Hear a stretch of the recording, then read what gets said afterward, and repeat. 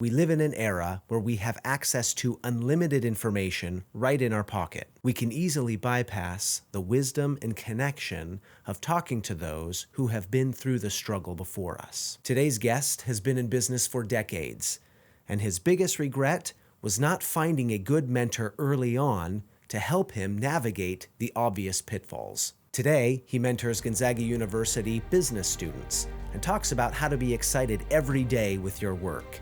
Welcome to the Socks and Soul Podcast. I'm your host, Kelly Ditto. Let's go.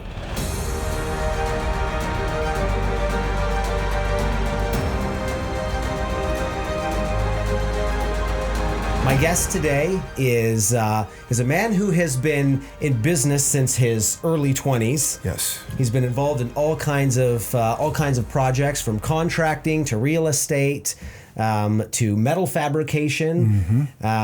He's most well known right now for his company Selkirk Development. Right. And I'm grateful to have him in my studio today. Thanks for coming in, Sheldon. This is Sheldon Jackson from Selkirk Development. Yeah, it's great to be here. Thank you. You said something before we started that I actually want to start with. Okay. Because, as somebody that has been in business for several decades, and has a lot of experience under his belt, you said something that I think is really important for a lot of us as we think about providing for our families and taking care of the things that are important to us and putting a roof over our heads and our kids' heads. You said it's important to find something that you like to do, right, and that the income will follow. Tell me more about that, and specifically, at what point in your career path did you identify that as something that was really important? Well, first of all, let's talk about the theory behind this, and the theory is we all are passionate about something. Okay, we all are different. That's the great thing about the human race. We all have differences, and we all need each other. Every one of us has some sort of talent. No matter who it is, we all have some sort of talent. And as we're growing up, we're going to school, we're learning about ourselves, we'll find our passion. And it's passion, because it has to be passionate. If you're going to own a business, it has to be passionate. Or you're working 80 hours and hating your life, or 70 hours, whatever the hours are. Yeah. So it's passion. And I mentor out at GU. And when That's Gonzaga University. Gonzaga University. Yep. And when I talk to the kids, I ask them what they're passionate about. Not what are you going to do, what job you're going to get. And are these students that you're talking to, are they mostly business students? Are they? I mentor at the business school. Great. But I talk to their friends too. They bring their friends over. Sure. And I just mentored some art students. Sure. Just this summer. But when you're passionate, you're going to do really well. You're going to love what you're doing, and you're going to try to do the best because you're passionate. Yeah. Look at professional sports. These guys didn't get there hating to be a basketball player or Right. hating to be a baseball player. They love what they do. On their days off, they play basketball. Yeah. So that's, if you want to have your own business or even just work for someone, like what you're doing, be passionate about it. It's half your life, at least half your life, maybe more than half your life. Yeah. When I talk to people that are already in a job, I ask them on Sunday, are you dreading to go to work on Monday? Are you don't want to go to work on Monday? You're going, oh man, the weekend's over. I don't. You got kind of butterflies in your stomach. You got butterflies in your stomach, and you're just thinking, oh, you're anxious. Your day's about halfway through Sunday. Your day's ruined. Yeah. Get out of that job. Yeah. You're not doing your family a service. You're not doing yourself you're doing everybody a disservice. Get out of that job. Here's where I am. I don't make it through Sunday. I have to go to work on Sunday. It's not work. I guess I shouldn't say I have to go to work, because I'm not going to work. I love what I do so much. You're just ready to get started. You're like, I got all these stuff I want to do. I'm excited about going to doing it. I end up Sunday. I end up going you're to doing chomping at the bit. I'm chomping at the bit. I can't wait till Monday. That's what you want to be. That's where you want to be. That's how you know. That's how you know that you have figured out what it is that you want to do. Exactly. So your passion is real estate. You and I spent a couple hours together last Yes. week looking at some of the stuff that you do with old properties. But your journey in real estate started a long time ago as a contractor, right? Yeah, electrical contractor. You were an in electrical construction, contractor. yes. In the Seattle area. In the Seattle area. Yeah. Yes. Did not have enough money for school. This is back in the 70s. And it was a little tougher. Not everybody went to college back in the 70s. And so I went into the trades.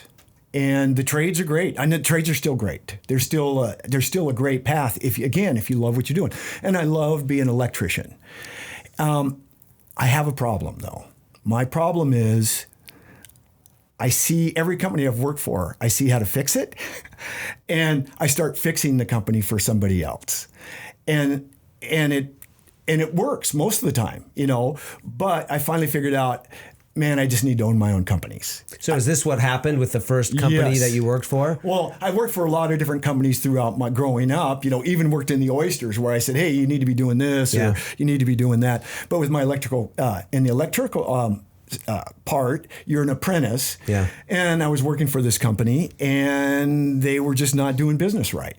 And so I helped them change their business and just thought, I should be doing this for myself. So is this something you just had a nose for from an early age, or were you exposed to entrepreneurism and good business practices from a parent or an uncle, or where did this come from? I think it's a little nurture and nature. I think there's a little bit in who you're surrounded by, but I've always been able to see it. And I think that's just different. I see how the world works. And that's what business is. It's you understand how the world works. You understand how your customers, what they need, when they need it, what they're able to afford, all of these things. You just see how the process works and you put yourself in the middle of that to supply a service. That's really what business is. And so I've always been able to see how things work, whether it's electrical company or a hospital or any of these things. I could see on the big picture how it works. Who are the customers, how you make money, how you lose money, all of those different things. Yeah, so because that was one of the prevailing undertones that I got from spending time with you last week, was your business in the real estate development side is just totally catered to what it is that my customers want. Right. You run a small restaurant, what kind of space are you looking for? And then I'm going to create that here in one of my buildings. And not only for your tenants, because sometimes you can't trust your tenants. Your tenants, and restaurants are a good example. Chefs have a passion, but do they understand real estate? Not necessarily. Yeah, and so probably not. And do I understand running a restaurant? No. So we have to kind of stay in our lane and use people that are really good at what they do. And so even if a restaurant person comes to me and says, I want to go in this space, I will ask them enough questions to find out if they really should be in this space. Is this their customer? It's all about your customer. Yeah. You're there to serve your customer. You're there to make your customer's life easier and enjoyable. If not, you're going to compete against Amazon. Because if it's just about buying a product, it's on price. Right. And that's Amazon. That's the internet. Right. If it's about an experience, then it's about your customer and how they enjoy the transaction. Whether it's a meal transaction, whether it's buying metal from my metal company, or whether they're a tenant of mine. Yeah. There's a transaction happening, and it better be enjoyable and good for both parties. So this is a great point of your philosophy as well, is your ability to identify what a customer needs and not let the idea that somebody bigger, smarter, with deeper pockets has already figured this out, therefore there's no market for this piece or this product or this whatever. You, on the other hand, you are that quintessential entrepreneur who believes, look, there's certain parts of this economy that Amazon can never even touch. No, they don't want to touch it. Because they're too big. And they don't want to touch it. Yeah. And the bigger the company, the more dumbed down it gets, because it has to be replicated. Let's use Starbucks as an example. Yeah. So Starbucks, they were the first to change retail, a strip center retail with drop ceilings, into this cool, funky place that people wanted to go hang out. Yeah. Okay. Now you go to a Starbucks and they all look the same. They're still cool and funky, but they're the same cool and funky. Yeah. Okay. They had to be able to replicate it in architecture and design and colors and equipment and employees. And sizes of space. So the bigger the company, the more dumbed down it's going to be, the more cookie cutter it's going to be. The smaller we are, the more we can be individualistic. And that's where the cool funk comes from. You know, it's the cool, funky coffee shop that people really like to hang out. It's the cool bakery that we like to hang out in. And so this is great for people that are starting up, and that they can really make a difference if they understand their customer. This is such great information, you know, because I think it's so easy for us to get caught up in the idea that we can't create something unique and fun and consumable, you know, that all the good ideas have been done, or that somebody will always be able to make and sell a better mousetrap than us. But that has never been something that you've been afraid of. Oh, no. And it could be just little things. And is somebody else doing it? Yeah, probably. But Right. Are they doing it in our market? Are they doing it as well? It's just important to understand the customer and have the passion to understand the customer. If they're just a transaction, I mean, that's all about money. Money comes after the passion. Yeah. When you treat someone well, and they will pay you, they will continue to come back to your business. You know, we always look at our customers, and it's not the first transaction that determines whether we're successful or not. It's when they come back. Yeah. That means we're successful. And if they continue to come back, and they bring in their friends, or they recommend us, that's when you're successful. Well, and that's marketing 101, right? The least expensive customer is the one you already have. Exactly. Why go out and spend all the money to bring another person in the door when that person's inside the door already? Absolutely. I think we've all been to that store where you have something and you have it on the counter and you want to check up, and the guy's on the phone with somebody that's not in the store and does not even know if they want to buy something, and you walk out. Yeah. Because they have lost sight of the customer. Yeah. The customer's in the store. And we don't want to compete against Amazon. Right. You know, they have their spot, but they're not going to do something that's hard. Customer service is not their main gig. Mm-hmm. If it takes a lot of manpower, then that's the business you want to be in. Yeah. If it doesn't, you have a chance of somebody taking your business away from me. Mm-hmm. I talk to a lot of businesses, and just prior to COVID, I was talking to a credit union, and the credit union continues to go down the path of no personal interaction. Okay. You know, online banking, online loan paying, mm-hmm. online documents, mm-hmm. online. Direct deposit. Use your phone to cash your checks, you know, all that kind of stuff. They're down to money now because you don't know the person. There's no interaction here. So it's down to money or ease or the best computer system. And you know what's going to happen? There's going to be Amazon banking. Right. Because they're the best at doing this. Right. And if you don't care about the people and it doesn't need a person, then Amazon will take over the world. Mm-hmm. Google will take over the world. Mm-hmm. Microsoft will take over the world in these areas. And so the only way to separate yourself is through personal interaction. Yeah. And that's where we need to stay. The more like Amazon you try to get, the more like Google or any of these other companies you try to get, you're dumbing your company down to be taken away. Yeah. You're going to see it with residential real estate, is that if they dumb down that transaction, then it will become computerized. Sure. And so you don't want to dumb down the transaction. You wanted to make it more personable, and you have to provide a service that you cannot get on the internet. Yeah, for sure. And that's important, you know. And so when you're looking at a business, look at it. Hard is better.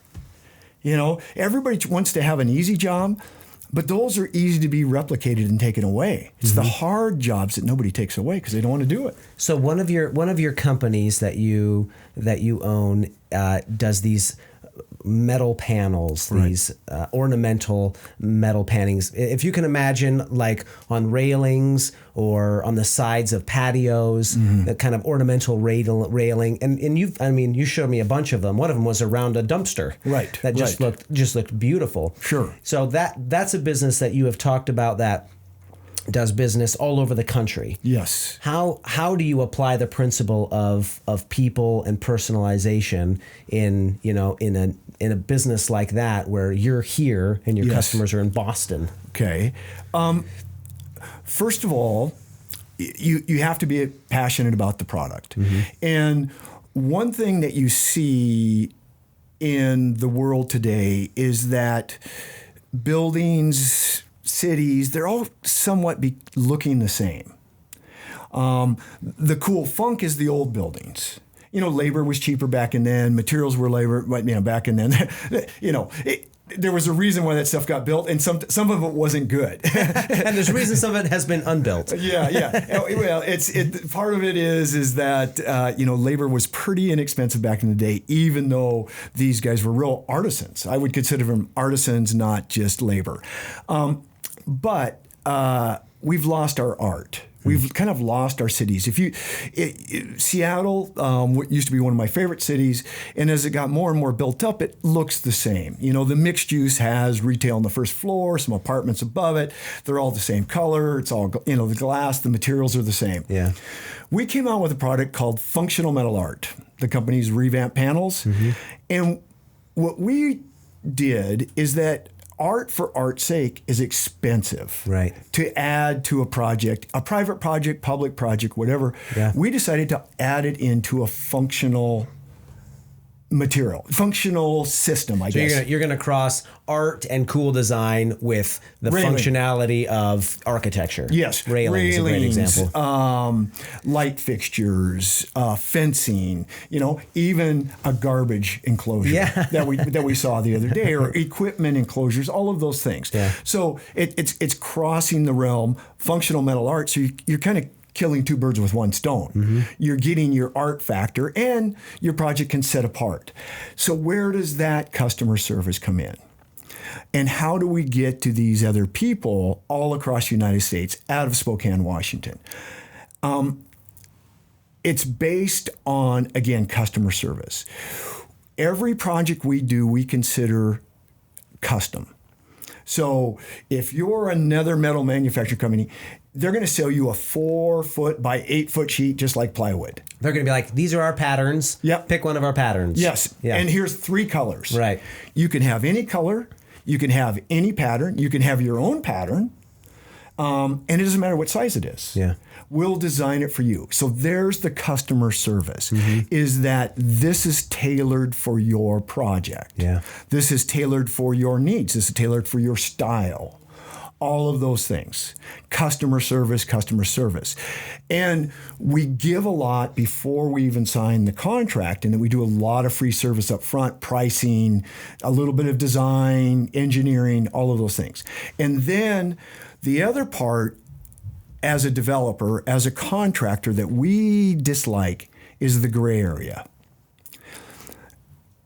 The gray area is the point where if you have 2 subcontractors and there's an area in between them and something goes wrong, they both point at each other. That's the gray area. In our business, in the metal business, we take out all the gray area. We take on 100% of the responsibility. Okay. So the contractors love it. The developer loves it. The designers love it. And that there's only one place for it to go wrong with Revamp, and that's us. And we take on that responsibility. And you'll find that in everything. I mean, whether it's clothing, whether it's shoes or whatever, don't point the finger. Take on the responsibility. Take on the full responsibility. and then you provide customer service. When I have to buy things at 3 or 4 different places, that's not customer service. Yeah. You kind of want that one stop for at least the market that you're working in. Yeah. So you want your customers to know and to understand that you're going to take care of it all. You know, A to Z. You guys don't have to go find the brackets or the fasteners. Nope. You don't have to worry about the contractor putting it in. Oh no, you do have to worry about the contractor putting it in. That's the part that's different from us since we're in all 50 states. Right. Very hard to install from Spokane. Yeah. But because of that, we have designed processes and instructions and manuals and videos and photography. And we do our own custom packaging that says, you know, this is the first piece that goes in. Okay. All of that stuff. So we try to make it simple. Yeah. That's another thing. People think that simple means you're dumbing it down. Simple is tough. It's tough to be simple. Mm-hmm. It's easy to be complex. Oh, sure. It's very tough to be simple. And so we try to simplify our process without dumbing down the look. Mm-hmm. And so then you can sell at a better price point. It's easier to install. Those are the things that you always try to simplify. And you and I talked about this earlier is when we talk to our people, first of all, we don't believe in perfection. I mean, if you can reach perfection, then you're going to be bored the rest of your life. So we believe in being better every day. Yeah. And that we will make mistakes. Mm-hmm. But you're going to be better tomorrow than you are today. And that's the same thing with perfection. Our products, we're not satisfied with our products. We're always trying to make them better tomorrow than they are today. And that's a great philosophy, because the other thing that is happening simultaneously is there's some other guy out there who's trying to develop and make a product better than yours. Exactly. So if you become stagnant in your process, eventually you're going to get passed up. And I think that's where you see what happens in a lot of companies. Yeah. They forget how they started. Yeah. They forgot about their edge. And I think that's what it is. You have to have an edge. I mean, you have to be. When I say edge, you're pushing the envelope. Yeah. You're not taking it for granted that this company over here is the best at what they're doing. Yeah. You feel that you can come up again with a better mousetrap, that you can find something better. Mm-hmm. And honestly, I think it's simple. As long as it still looks great and you can make it simple, that is a product that you can be very happy. Yeah, that's great.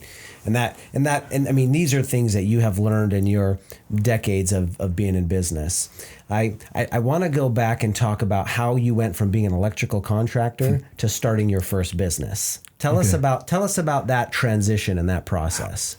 So for being an electrician, because electrical contractor is a business. Sorry. But from being an electrician, so in the electrical trades, in most of the trades, there's an apprenticeship program. Mm-hmm. In the electrical trade, due to the danger of electricity, you have to have some special licensings to not only be an electrician, but to be an owner of a company. Right. And that's called, in the state of Washington, it's called administrator's license. So I had my administrator's license before I had my journeyman's license as an electrician, knowing that I was going to start a company. So a friend of mine and I, we just started a company. So that was your plan from the get-go? After a couple years. Okay. After a couple years. Once I found out that I liked being an electrician, I was going to be an engineer. I was going to make enough money as an electrician and go back to school to be an engineer. And found that I liked doing what I was doing in the electrical trade. Love creating, love building, love designing, those sort of things. And so that's your passion. And from there, boy, I wish I had a mentor back in those days. We walked into a lot of walls. And luckily, we both, my partner and I, we were hard workers. And we got through it by just working harder. Some projects we didn't make much money on, but we got through it. We never stopped. We never quit. And the part that you really enjoyed was the creation part. The creation part. That, I mean, when we talk about passion, that's what was the driving force behind what you were doing. Is you love to take something and to create something great out of it. It's the same thing as the metal company. It's the same thing as being a developer. Yeah. I could not be a broker. I could not be a Wall Street broker because you're just creating wealth. This wasn't about buying and selling properties to you. No, it wasn't about the money. Yeah. It was the creativity of building something and seeing something built. And probably with a lot of the people that are out here watching this, they're home for COVID. Okay. I bet they've created something over this time frame. Their yard, they've done a project. Yeah. Frustrating. Blue thumbs from hitting your hand with a hammer or whatever it is. But I bet there's a lot of satisfaction with it, that you did it, that you accomplished this thing. Well, think about that on a larger scale. Yeah. That's what I get to do every day. Yeah. Okay, so you and your partner, you guys decide to take the plunge and you just start working on these projects. Yeah, and we called the right people. We had some people that we could call to help us at least get their business licenses and things like this. And we were well known in the market already because we did good work. And so people started calling us already. And we started in probably maybe worse than COVID timeframe in Seattle. This was the time frame when they had the billboard that said the last person in Seattle, please turn out the lights. That's when we started. We started that year. And it's akin to a contractor starting building houses in 2009. Exactly. Yes. Yeah. Single family homes. Yes. In 2009. So, and it just took effort and customer service. Yeah. And it worked. But I'll tell you the most important thing I learned from that first company is you have to learn what you don't know. You have to understand what you don't know. We did everything. We didn't even have computers back then. I mean, I had a manual typewriter that we were typing up invoices at night. I was doing the typing. My typing class seemed to be the most valuable class I ever took in high school.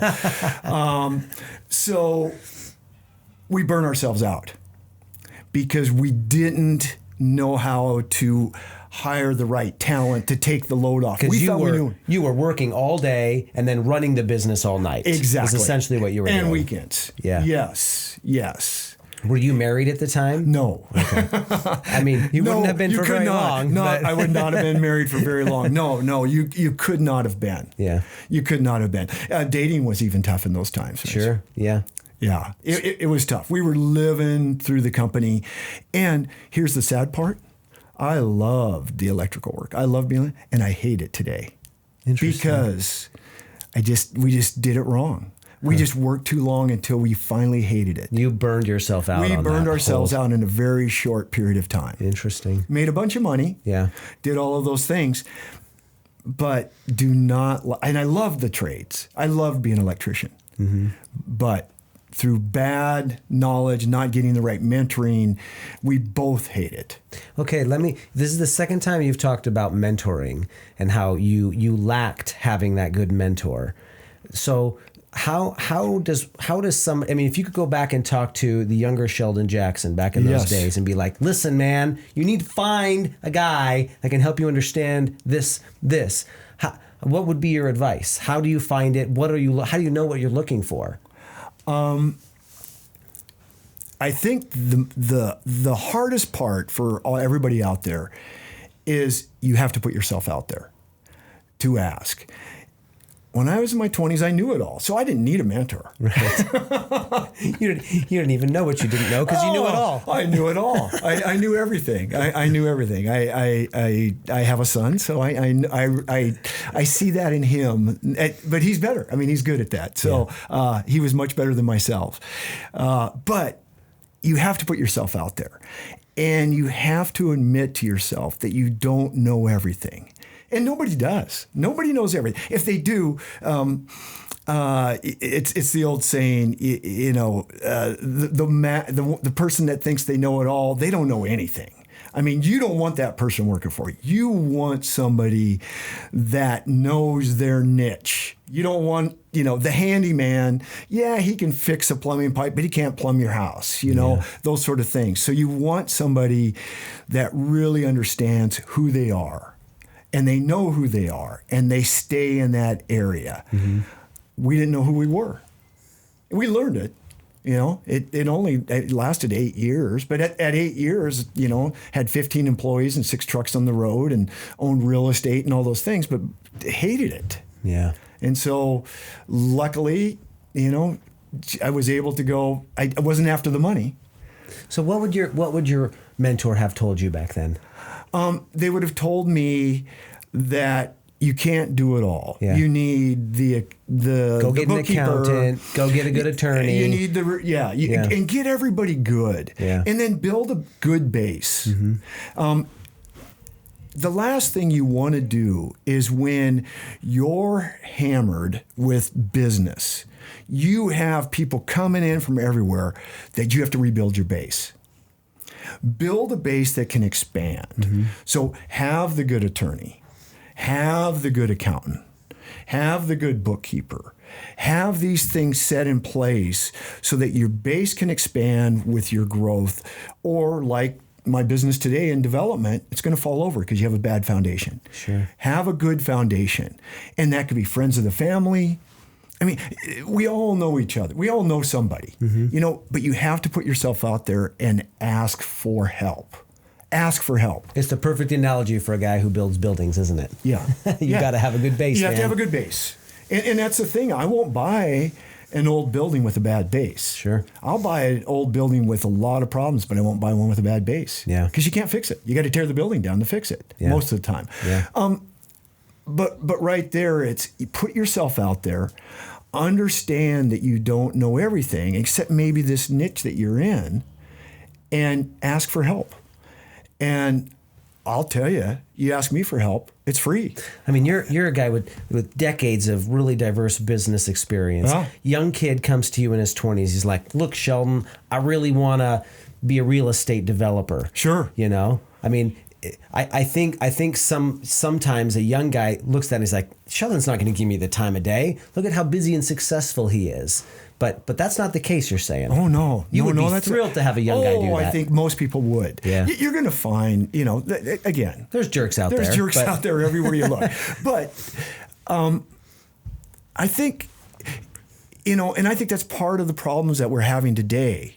It is this disconnect in communication and asking for help.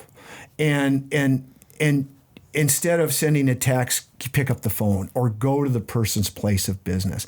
And I don't care what it is. I mean, there's a lot, I don't know how to make a movie, but I could help you on the business end of it. Yeah. I'm the worst artist ever, but if you have artwork and you want to start a business, and I could help you with the real estate and the accounting and all of those different things. It's find the right people, but you have to put yourself out there and you have to admit to yourself that you don't know everything. I think this is such really good advice, especially in the age of information that we live in. Mm-hmm. See, because when you were younger, you didn't have the internet, you didn't have cell phones, you didn't have YouTube. Nope. I mean, almost any repair that I've done on my cars, for example, for the last 10 years, I have been able to look it up and see step by step exactly what I was supposed to do. And I think what it's created in my generation, I'm not that old, I'm 40, but I grew up with the internet. We got the internet when I was in high school.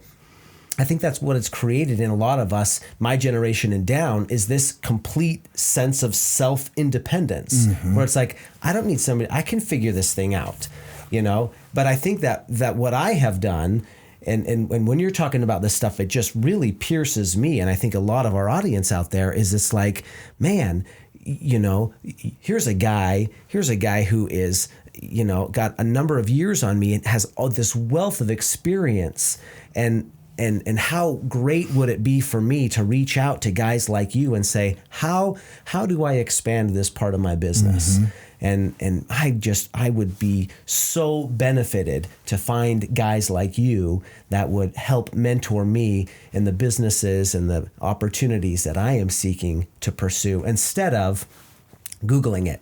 Sure. Looking it up on the internet. Well, I don't think it's bad looking it up on the internet. I wish we would have had those deals. Oh, it's a great tool, no doubt. But really, the internet is helping you figure out what questions to ask the person. Yeah. So it's giving you an idea of the different nuances of a business. But you're not going to get real life experiences from the internet. Yeah.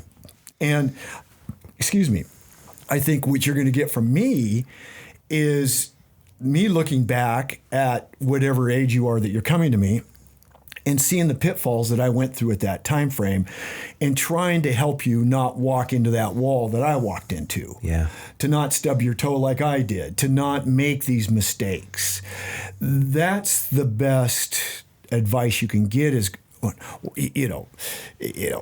oh yeah, problems help you grow. Well, yes, they do. Yeah, they do. But why go look for them? Yeah. Let's try to avoid them. Yeah. There's plenty of problems out there in the world. Don't worry. You'll have plenty of problems to overcome. Don't worry. You're not going to miss them all. But at least try to avoid the obvious ones. Yeah. Absolutely. And I think that's what a mentor can do. And I think you would be surprised at how many people would love to be asked. Yeah. Just asked. Think about, I started late in life with kids, but I could be somebody's grandpa here. Think about asking your grandparents advice. Mm-hmm. Is your grandparents pretty excited about that? Yeah. Oh, yeah, because nobody asks your grandpa or grandma for advice. Yeah. Think of how honored they would be if you asked them for advice. Yeah. Well, that's the same thing with a business person. It's so great. You're respecting them enough to ask them for advice. Yeah. I mean, you think that they're talented if you're asking them for advice. Yeah. One of the things that I've always loved is personal finance, right? I love budgeting. I'm really frugal with my money, and I've always got a kick out of it, You need to come work for me because I'm not. Well,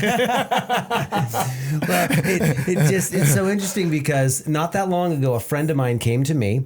And they're single and they said, "Hey, Kelly, I was just wondering if you would be willing to come help me out with my personal finances. I'm just not good at it.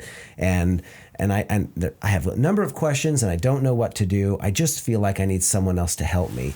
And I was like floored. Oh, yeah. That they would ask me to do that. To ask you because they knew you. And I looked right at him and I said, "I'm going to tell you something right now. Is that I'm going to look at your budget and I'm going to find you $500 a month on the first time I look at your budget." Sure. And they were like, "No way." I was like, "I'm telling you, right. I will save you $500 a month the first time I sit down and meet with you." And I have no idea what your personal finances are like. And it was even better than that. Yeah. But what you're saying just really, rings true in this personal experience. This friend of mine, they didn't pay me. I didn't ask them to pay me. I would never ask them to pay me. I was just so impressed that they would be interested enough in what I was doing, with my personal life, that they would come to me and say, "Look, you've got something figured out here that I would really like to do better at. Will you come show me?" And I was totally flattered by that. If you have to pay a mentor, it's not mentorship. Yeah, that's right. And this is based off of respect and someone trying to give back to the next generation. And I think that's what we need to do, is to give back to the next generation. That's the only way we're going to keep moving forward. Yeah. It seems like we're stalled a little bit. And I think it's my generation that did it. I think it's my generation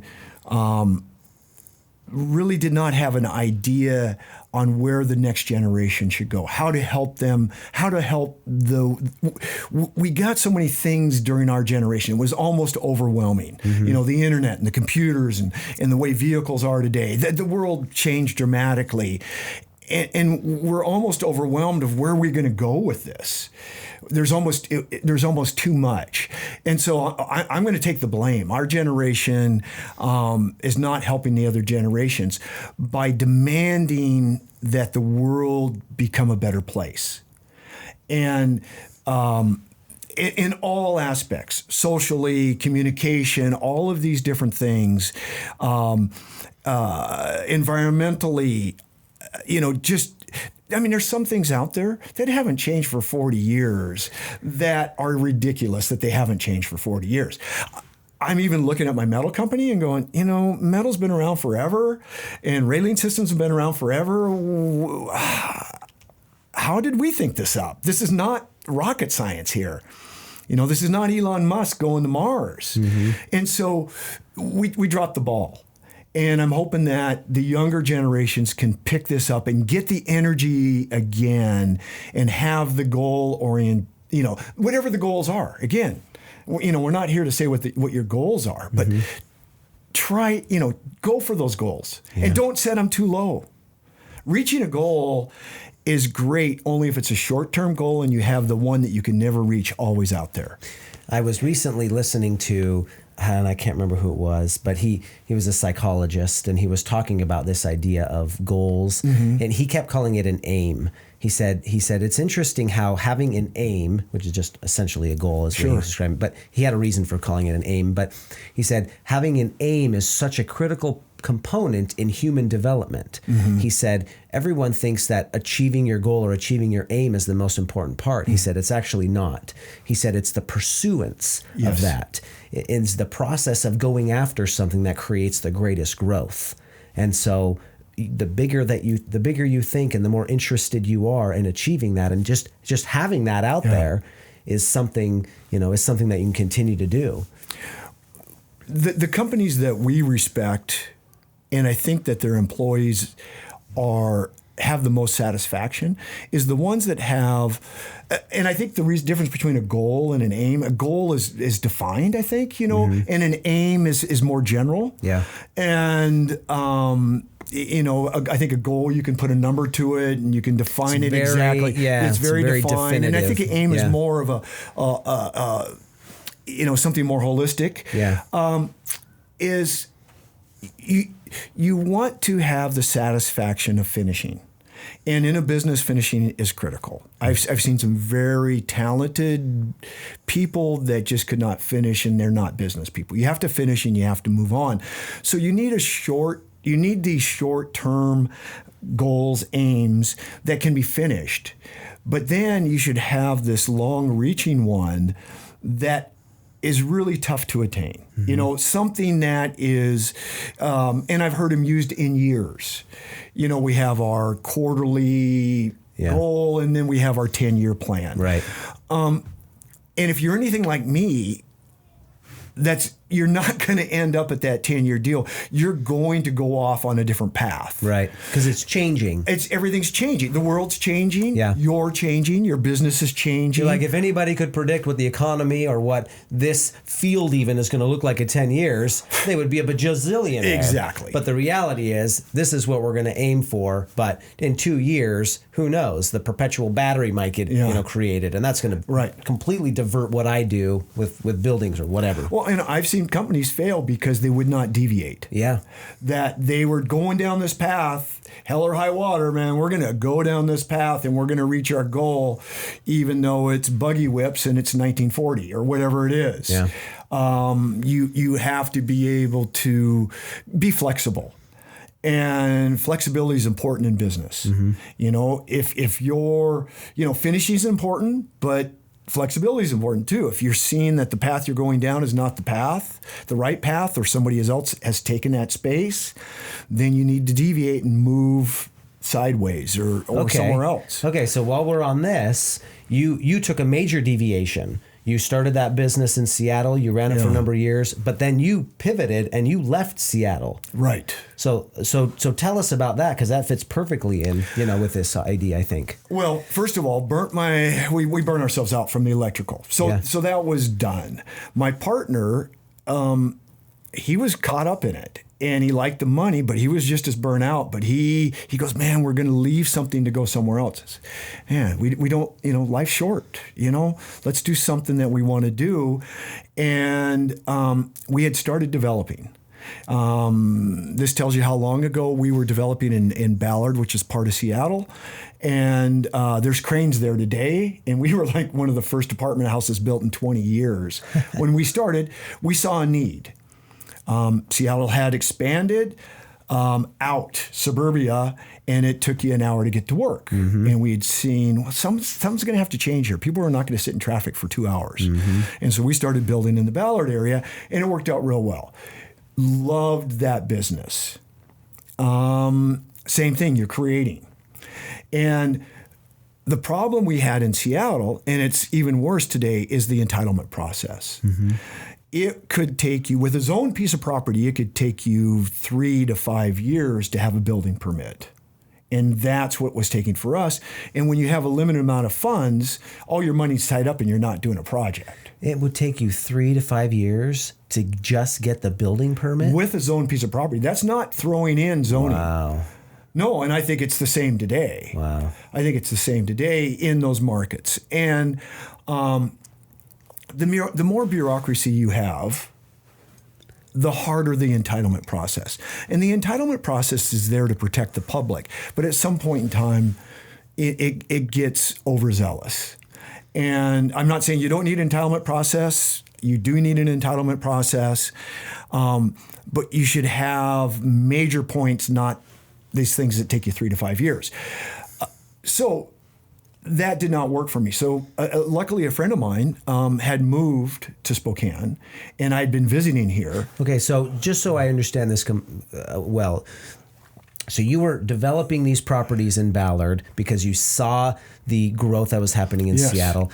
But the problem that was you were confronted with was, I've got to tie up so much of my money into these properties. Exactly. And the process is so cotton picking slow that we need to do something different. I only had so much cash. For sure, yeah. And when you're a developer, this is one thing that maybe your audience would like to know, is that you don't finance the beginning stage. You're buying it with cash. Right. The banks aren't going to loan you on a future project. Yeah. You have to have a permit in hand before the banks will even talk to you. Oh, for sure. So all of these things of design and entitlement process, that's all cash. That's all out of your pocket. That's all risk. And that's not money that you're going to see realized for 5 to 10 years. Well, when you start building, well, it depends on the entitlement process, but when you start building, you can get a construction loan, in which some of that will be paid back. Not all of it. You have to leave money into it, but some of that will be paid back. So back to Seattle, when you're a small developer, you have all your money tied up into land, buildings, bad buildings, buildings that should be torn down, and an entitlement process with architects and engineers and civil engineers and all of these different processes, and you're not seeing a project. Right. And you're kind of stuck. Yeah. You can't grow. You have to wait till you do this one to do the next one. Because you don't have an unlimited trough of money. Because you're like, I've got a bunch of money tied up in that one. Well, we'll just start another one. Put a dozen projects in the queue. Like, it's not how it's going to work for you. No, not for the small guys. And as a matter of fact, that's why a lot of investment firms are part of development. Okay. Where their investors are investing in, and so it's regular money that are not developers being pushed into the development world for this process. Yeah. Okay. With the hope that they do get entitled and that they do make money in the end. Yeah. But went and looked at Spokane. I was always coming over here anyways. Beautiful area. Really have never been found out. We're just, still a little bit, the stepsister of Seattle in the coast, but loved it here. Outdoors person, loved this market, and saw that the processes were great, and they're still great. Let me just tell you, Spokane's processes, entitlement processes are amazing. Yeah. The only ones that complain are the ones from Spokane that have never been anywhere else. They don't know how bad it could be. No, they don't know how bad it could be. You have to go to Ballard and try and build a building, brother. Yeah. You'll be grateful for what you got. You'll hug all the people downtown once you go to Ballard and find out what it's really like. Yeah. No, we're very lucky. And so we were able to do that, which means you can buy land, you can do these things, and you can expand. What year did you come to Spokane and start developing? Started looking in 89, and we moved here full-time in 90. Wow, okay. Very good. So you've been developing here for 30 years now. Yes. And you've done some beautiful buildings. And you've got a I mean, you talk about a vision. You've got a couple of really beautiful proposals out there right now. Sure. And this is all, again, just looking at your customer and looking at opportunities. And a lot of people will use the excuse of, man, it can't happen to me. This is all insider trading. These are all these different things that are happening. I'll use an example here for your audience just so that they can see that it's not insider trading. It's not who you know. I went to we're all familiar with Spokane. In 1974, we had the World's Fair. And we built one of the most amazing urban parks in the world, in my opinion. And it had not been redone. And so as a community, we taxed ourselves with a bond to be able to redo the park. Well, I went to one of the meetings. I'm interested in construction and development. I love this part of the deal and design. And I went to this meeting, and the person that got the contract was Berger out of Seattle. They were the designer. And Guy Michelson got up and he said, hey, I don't understand Spokane. With this beautiful park in your center, why is the private industry not embracing this park? Yeah. This is Central Park in New York City. The most expensive real estate should be next to the park. It's right downtown. It's urban. Yeah. It should be next to the park. When we do our work, my main goal is connectivity so that private will build around the park and embrace our park system. Yeah. So this is at night, on a Monday night. And when I left the meeting at 9:30 at night, it was dark out, and I walked around the park until I found the real estate I wanted to buy. And we bought it a couple months later. No kidding. Yes. And it was for sale, and they could hardly wait to give us the property, to sell it to us. They hated it. They did not see the vision, bought it. And I've owned a lot of real estate, developed a lot of projects, and this is going to be the best one, just for the location. You've owned this property since 1974? No, I've owned this property since we redid the park, which has been about 5 years ago. Gotcha. Oh, 5. Okay. Yeah, right. So it's been about 5 years ago. Gotcha. Yeah. No, you don't want to wait that long to develop. No, I was. No. That's really tying your money up. Sheldon, you are a man of vision. No, wow. No, that would have been a bad vision because you had a vision that took way too long. No, all you had to do was listen to the person and be excited what he talked about. Yeah. And then I just walked around the park. And I found 3 other properties, and one is just being redone right now, which is Old City Hall. Yeah, which is one of the 4 I found. And so Guy Michelson, I still call him up, even though he's in Seattle. And said, Guy, without you, we wouldn't own this property. So when he comes to town, I buy him dinner. Thanks for the heads up. Thanks for the yeah. So I buy him dinner. Thanks for the tip. But this property is right in the middle of it's right on the park. Yeah. It's right next to the new Podium Sportsplex. Yeah. It's across the street from the arena. Yeah. And hopefully it will be adjacent to a new urban stadium for professional soccer. Yeah. You showed me the renderings of your proposed building and walked me through how it's connected to the public and the breezeways and all that, and just really exceptional. I just find your vision and your philosophy. Not only is it remarkable to watch somebody like you explain a project like that, but the way that you have connected yourself to this community in doing a project of that, and it so perfectly fits with what you're talking about your passion and your philosophy. And it's not just another real estate deal for you. It's not just a dollar and cents thing for you, but this is something really exciting that you are creating for your community right in your backyard. You cannot, as a developer, the worst thing you can do is develop for yourself. You might like what you're developing for, but you're not the customer. Okay, the customer are the people that are out there, the whole population of the community. And the other thing is that when you own a business, understand not everybody's going to like what you do. And if you try to satisfy everybody, you're going to dumb yourself down so much. I love this advice. I think this is really important. Beige is for, that's beige. Yep. You know, you're dumbing yourself down so you're not upsetting anybody. Yep. And people, as you can see today, everybody's upset about something. Oh, you know, yeah. but you have to be willing for somebody to come up to you and go, you know what? I hate that. Yeah. You're like, okay, sorry. But hopefully somebody comes up and goes, I love that. Yeah. And our job is to look at the community and determine what they need. Not the tenants, but the community itself. What is lacking? What do they want?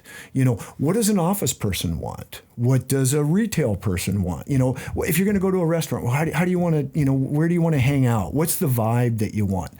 And Spokane's changing dramatically. Yeah. It's not just local people. We have to understand the people that are coming to the community. Because a person from LA is going to be different than a person from back east, or a person from Texas, or somebody from Montana. They have different experiences and different wants and needs. And it's our job to listen to them and try to figure out how we can make this work for them. Yeah. Understand your customer, understand what they're looking for, and deliver it to them, and find great pleasure and passion in doing it.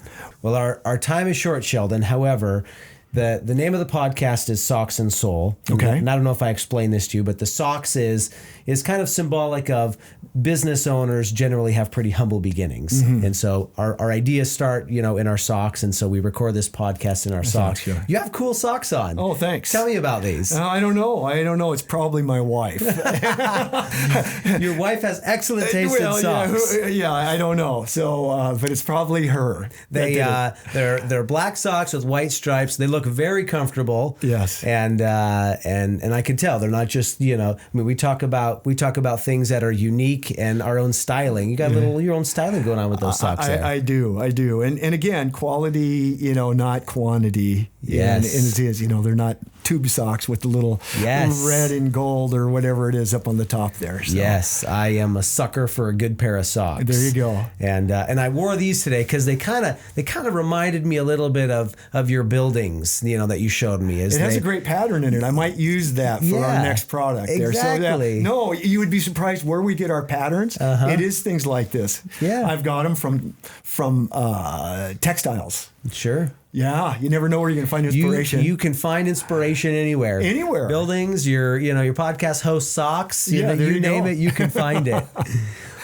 Sheldon, if people want to connect with you, are you on Facebook or no? What's the best way to connect with you? Old school email, just because of being a serial entrepreneurial. Yeah. I just do not have time for social media. So sorry about that, everyone.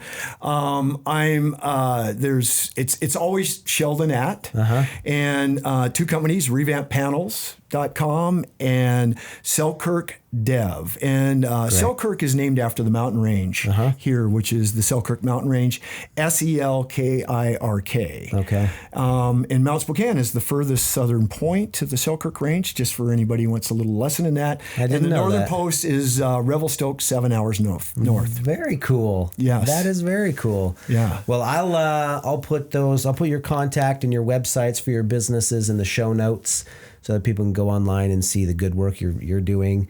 And and what's coming down the pike for Selkirk Developments. You guys got some fun stuff happening. And what I want to do to pass this on is to walk the walk.